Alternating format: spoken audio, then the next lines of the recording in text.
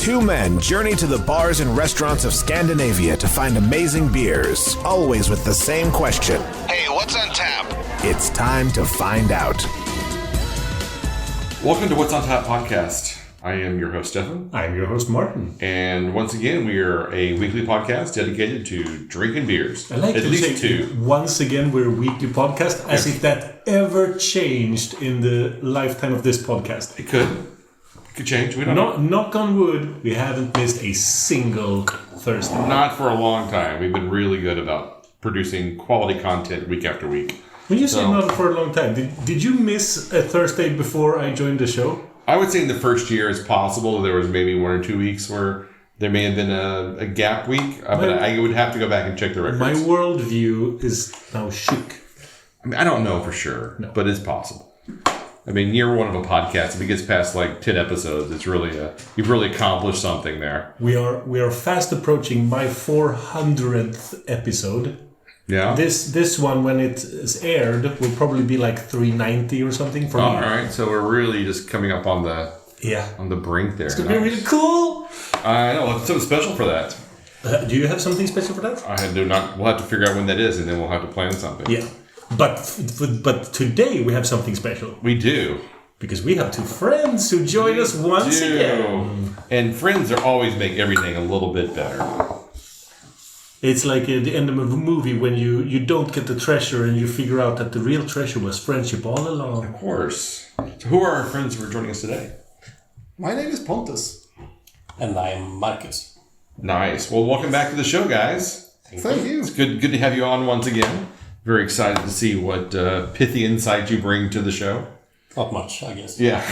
Well, it's like if we stick true to form, none. So... we were here. Yes, that was. We can never dispute that. So, Pontus, you had an idea for Martin's 400th Yes, episode. actually I have, because I got some really, really nice Cantillons the other week. Oh. So I think we could do both of those if you want to. Speaking of really nice Cantillons, do you ever get any more beers from the thing that you... No. No? All right, cool. But talking about that, actually there was a thing that happened in like one of the biggest trading groups in Europe. Some people brought up that he had scammed other people now. So we brought that, but it all happened to our friend for this month. And I was like, oh! So apparently now people have been linking old internet friends from 2013, 2014 about the same guy scamming people of other things. Oh, wow. So he's been a serial scammer for the last 10 years. Oh, geez Louise.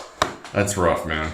I'm sorry. We'll see what happens. Well, at least you got one box. Yeah, I mean, I didn't pay anything for it. I paid the cost of a raffle ticket. But, You paid 20 euros and got beers for an amount of around 1,500 euros. So I think it's still a good deal, but this is not what he promised. I did win more. Yes, you did.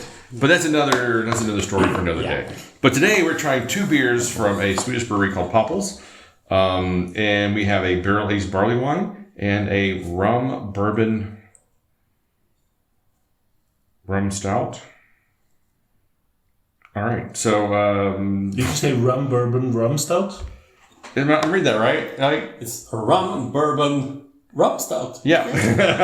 It's like threw me off. It's like, it's rum spelled the Swedish way, and then bourbon, and then rum spelled the English way. Wow. So that's why I was like... That's a Rhum, actually. Rum Bourbon Rum Stout. I don't know. They got something going on. Weird. Yeah, that was odd. But just about talking about labels, we actually know what we brewers there. And remember what we wrote in the other chat? I forgot. About mislabeling stuff? Apparently they had labeled 32,000 cans with the wrong label. Oh no. Because it was from a collaboration with the brewery, but they still had labels from another brewery collab with the wrong ABV and also from being a wrong EN code as well. Oh, so the barcode was they wrong. just had to burn that whole... no, they had to send them back for relabeling 34,000 cans, and then the same thing happened a week after with a bit smaller batch, but they misused collaboration breweries on the label. So they did the collab with one, but placed the other one on the label. Well, I will say this is the most informative beer label I think I've ever seen. So we're going to start off with the barrel-aged barley wine, aged in Cognac, Rhum, and Port barrels. It comes at 13%. ABV by volume with an IBU of 35, and it is brewed by Daniel Garnath because he has a signature and it says Master Brewer. Garnath. Broth. Yeah. Sorry. I don't have a highlighting in this room. Instead, there's really fine print, so it's hard to read. And then there's a bunch of text on the side talking about the history of barley wines coming out in the 1800s from strong ales, and then the reason why they made this beer itself, which I will not bother reading. So, all right, let's dig into this one. It smells... Oh, and also there's a really cute little silver sticker that says it's a limited edition. So this was barrel aged. Does it say what barrel? It says Cognac, Rum, and Port. Oh. As in the noses, for being a Swedish birthday beer, this is good stuff. Yeah, so far we're off to a promising start, but I will say usually when we have these multiple barrel aged beers, they come off really dry and woody, and they kind of fight each other for flavor. So I'm very interested to see what this tastes like. I am wary of port barrel beers now. They're not my favorite style. Rum and cognac usually pretty good. Port not my favorite, and then like wine barrel aged beers, unless it's like a saison or a lighter style beer. Yeah, port usually has a sour note to the beer. Yeah. Let's try it. Cheers. Yeah, cheers. But this smells like a lot of like cognac and rum on the nose. A lot of barrels.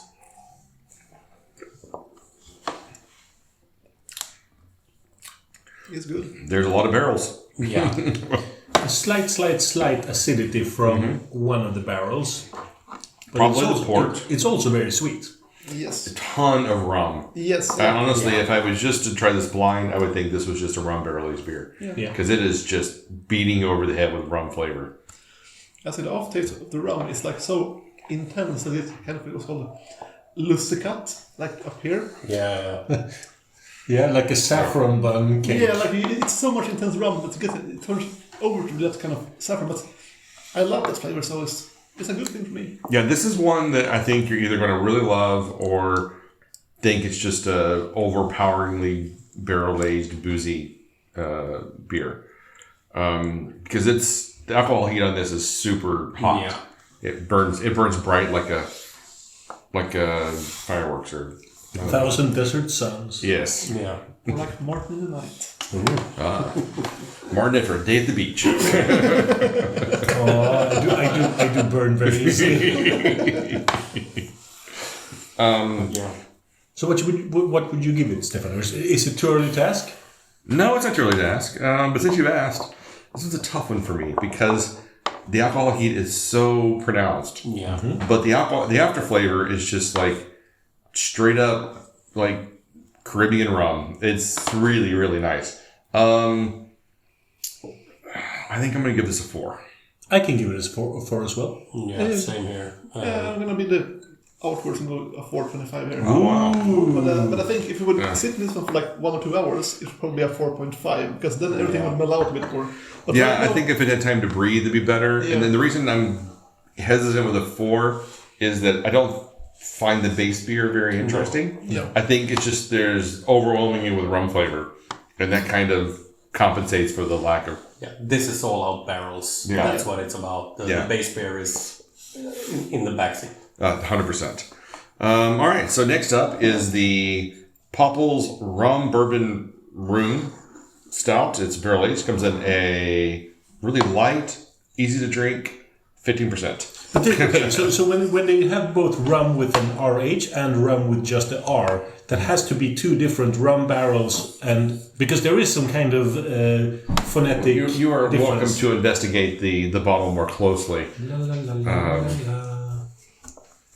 Wow, the aftertaste of the barley wine is just pure rum. I feel like I've just had been sipping a high quality rum on the beach there. It's, Yeah, there are 2 different things. So this beer has been aged in oak barrels, which has earlier contained rum with an H, comma, rum, and bourbon. I think they're counting it as 2 different types when it's 2 different origins. Rum with an H, which would probably be from like French islands in the Caribbean. And then rum, which would be like just the other origin. all right. Pontus knows. Yes, I'm That's checking good. right now at the rum without age is the global name from sugarcane byproducts with molasses. But the rum with an age is usually from the Caribbean with the pressed sugarcane uses. Okay, so nice. so the pressed sugar cane would be the main difference here. Yes. Okay. But both are with sugarcane, of course, but Yeah. it seems like they use more molasses and that kind of stuff in the rum without age. Okay, I guess that I think we makes. should ask our good friends John or Chris about this, because they could probably Yeah. explain everything. Yeah, And this one is 15% ABV. it is 50% ABV, and smells less barrel aged and less rum flavored than the first one. Let's try it. Yeah. Cheers. Cheers. Cheers. Cheers.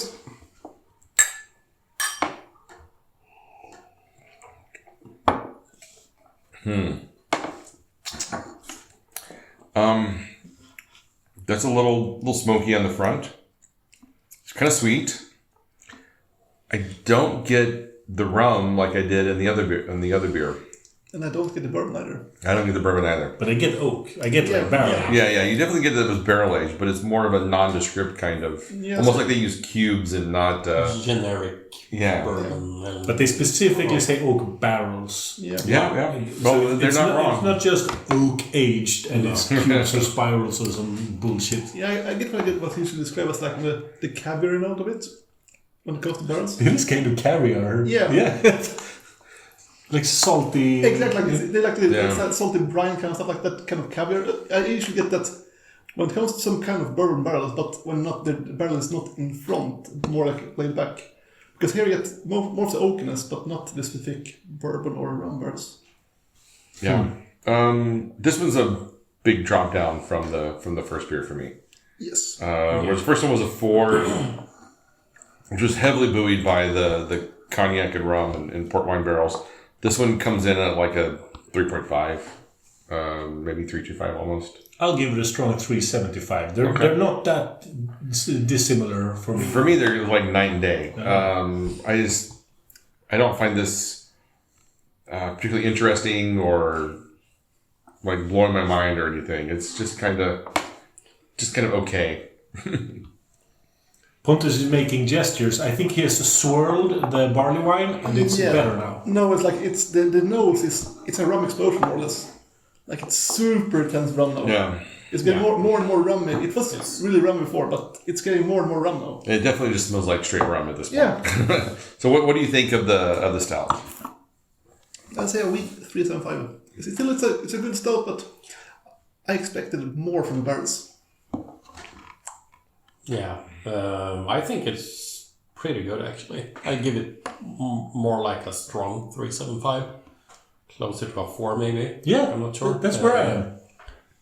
But yeah, the barrels aren't that prominent in the stout as it is in the barley wine. But I still liked it. It was good. All right. Well, there we go.